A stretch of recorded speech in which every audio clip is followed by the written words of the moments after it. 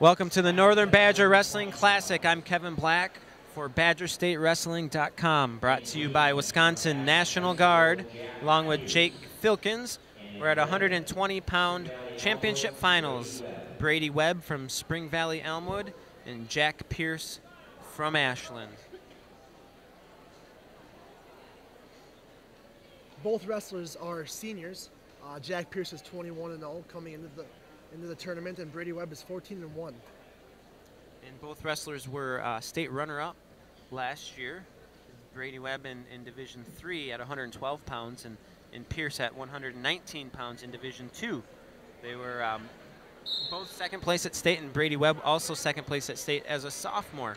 So, you know, he didn't wrestle his best matches. I can say that.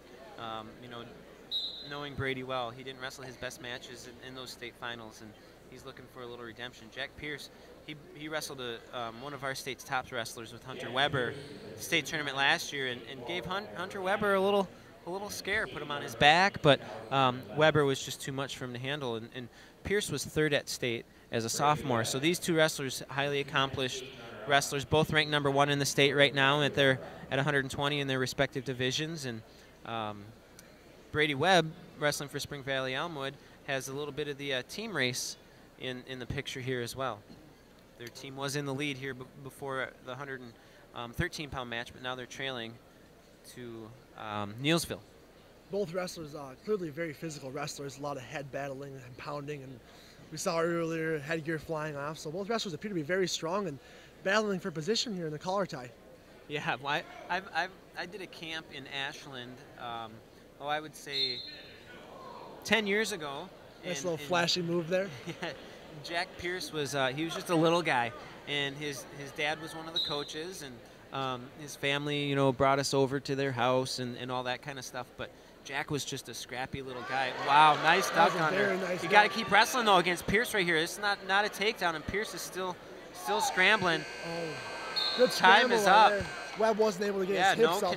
No control. So Pearce, man, he just goes in every position. He's got one gear, it's wide open, and he just never stops wrestling. So beautiful duck under by Webb, but maybe just took a short break, so he thought he was behind him, and Pearce just keeps wrestling. So that's why Jack Pearce is always a factor in every match he wrestles, no matter what, because he just never stops wrestling, never stops going, never stops attacking. So he's fun to watch because he's almost unpredictable. And like the last match we just saw with Opel from Neilsville, very long arms, able to grasp. It makes it difficult to scramble, as we see Pearce get a point here, 1-0 with 1:43 left in the second period. And those long arms, if he's on it, you know, from that neutral position, it's tough for wrestlers to get past those arms to get to the legs. You can see his stance; he's a little bit more bent over, and he can do that because his legs seem like a mile away if you're Brady Webb, because those arms are so long. Right, exactly. Both wrestlers are looking a little bit more cautious as we enter the second period here. There's 1:15 left. Still a 1-0 lead for Pearce from Ashland. And Pearce is tough on top too. So we'll see if Webb goes down, he's going to have to work hard to get away from Pearce. Pearce is good on top. Webb needs to move Pearce to try to get to those legs. He has to be able to, I mean, the first line of defense is your hands, and so if Webb can't beat Pearce's hands, he's not going to be able to get a successful shot, so he's got to work really hard to move Pearce out of position and get a successful attempt at a shot.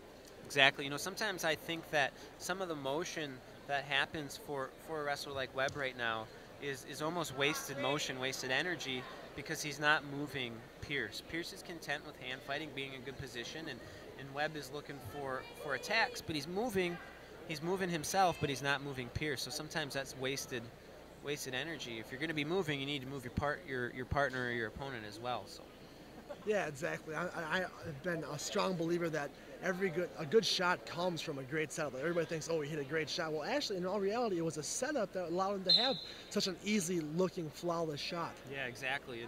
And to add to that, I think that, you know, when kids go out and approach a match, they're looking for leg attacks, or they're looking to shoot, when I think what's more important is you should be looking for a setup. Right.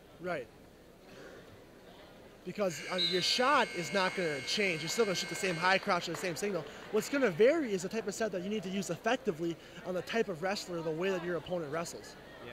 So here we're going down. 2 minutes to go. Pearce is ahead 1-0. Webb is in the bottom position, and Pearce he's tough on top. He's just gonna. He's gangly, and he's got those long arms that can hang on. And there, he broke him down flat to his stomach. This is a tough place to be when you're trailing 1-0. Webb needs to get to his base and try to get away, but Pearce just has so much pressure on top. Yeah, Webb's got to work on posting on those arms and being able to slide just one knee up so he can work back up to his base and try to conserve energy here on bottom.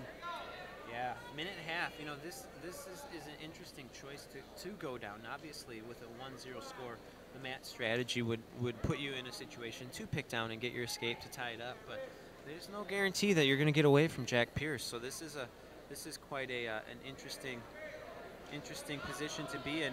And Pearce has had, you know, been parallel here on top. He's riding hard with his hips, trying to pull things out. But good call on the stalemate. Chad Olson, one of the top refs in the state, right there. He's going to try to get some action going with these two. Pearce also does a fantastic job on top of controlling wrists and digging those wrists out, making it difficult for the bottom guy to even gain an advantage to try to even get back up to his base. Yeah, that's and throw those legs in, and it's just using his leverage. Exactly. He's using his long legs and long arms to his advantage. That's crucial for a wrestler of his stature. Yeah. Webb is having a very tough time getting out from bottom here. And again, there's Pearce just digging those arms out from underneath, putting all of his weight as well as all of Webb's weight right on his chest, making it so difficult to work up to your base.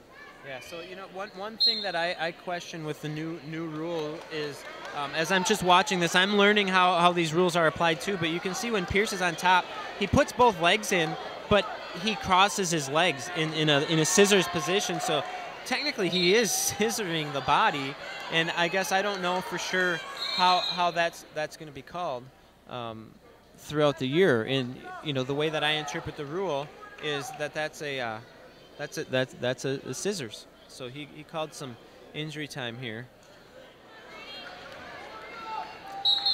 Back to action here after a short stoppage there. Injury time. 30 seconds to go. 30 seconds to go, and Pearce is on top. There's Webb, almost got away. Pearce down to the hands, down to those legs, right into a double, and Webb is scrambling out. Look at this. This is a good scramble, Jake. Webb needs to do a nice job of working up the there, he's up over the leg. He got the reversal. 15 seconds to go. Webb needs to keep his hips low here to avoid getting crotch lifted on top. And Pearce is he's working hard to get to a cradle. Webb is just holding on to that leg. Wow, great job. Great win for Brady Webb. Wow. Coming out of there. Fantastic match. Great scramble at the end there for the points. Brady Webb from Spring Valley Elmwood, your Northern Badger Wrestling Classic champion.